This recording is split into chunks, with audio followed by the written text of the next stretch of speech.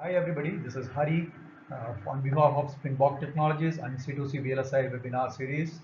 I'm one of the organizer. I'm talking to you about overall SOC design flow. The idea is to do 2-3 minutes quick videos, so use that for reference and based on your interest, we'll take block by block and go into details. All right, here we start.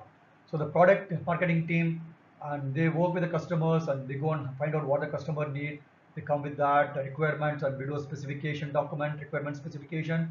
Then we write all the assumptions of how the product is required, what is the applications. It's pretty detailed document. We do that.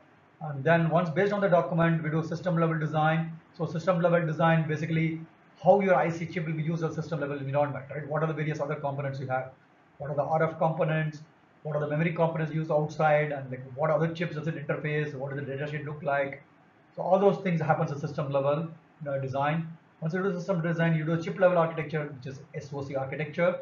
So we work on that, right? And then we do performance modeling and simulations. Just basically find out what should be your burst rate and like what is like your what kind of memories you are to use, what is the clock frequency need to be, what is the power requirements. So all those things you do as part of the performance modeling and simulation. Is very high level simulations, not about regular simulations, but at much higher level. So that happens in parallel by separate performance team. Once you have a chip architecture, define what is the block diagram, what are the interfaces, then you do micro architecture. You take a block, you divide that in terms of data path and control path, right? Your data path is basically your adder, multiplexer and multiplayer kind of thing. Your control path, your state machine. So you have to kind of break down with that granularity, and then you do draw timing diagrams, and so that feeds into verification plan and test plan, right? And then you do design reviews and verification reviews in parallel. There are separate teams. The design guy doesn't do a verification. There are separate teams in parallel because you typically have a separate pair of eyes. That's how you verify, right? Like how you have a third umpire. So you have a separate team to verify that, right? So you have SOC RTL coding. You take the design, micro architecture design, you code the SOC RTL, then you integrate the IPs and do SOC integration, right? And then you do a design review, you do a code level review, and you also go to a verification environment, you code the UVM and system Verilog, and you do test cases, right? And then the design side, these are the tools flows used. Lint and Spyglass is one of the popular tools from Synopsys.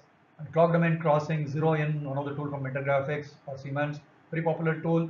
So these are used for the design side to check if the design is compliant to certain standards, right? And then we do synthesis. We take the RTL, you go through the synthesis flows, and you generate the netlist based on the constraints. You generate the netlist, right? And then you do low power verification based on the RTL and based on the netlist. You tools like conformal low power, right, from the Cadence. Or there's other tools from Synopsys called VSI. That's also very popular, right? Then you do formal verification. You take the netlist, you take the RTL, you check the logical equivalence or not, LEC, or there's other equivalent LECs from Cadence, and Synopsys also has an equivalent tool, right? And then you do design review, you verify your review your RTL, review all the synthesis reports, power reports, and everything. You take the netlist and you do a DFT, which is memory insertion, memory based and scan insertion. And once you have the design ready, you go to the physical design domain, which I'll talk about tomorrow, right? And then once your RTL simulation is complete, you do a debug and you go back.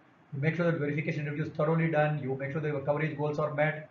Your code coverage and functional coverage.